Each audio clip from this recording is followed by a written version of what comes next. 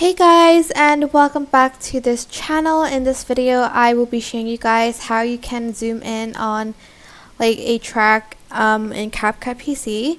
So for instance, if you kind of like trimmed your video to be this short and you want to like edit more and the track is pretty short, you can zoom in over here, which is like zooming in and zooming out your timeline. To zoom in, you're just going to go to the right. To zoom out, you're going to go to the left. And you can also press Control plus on your keyboard to zoom in and zoom out. This is kind of like a shortcut for you to use. That is pretty much how you can do it.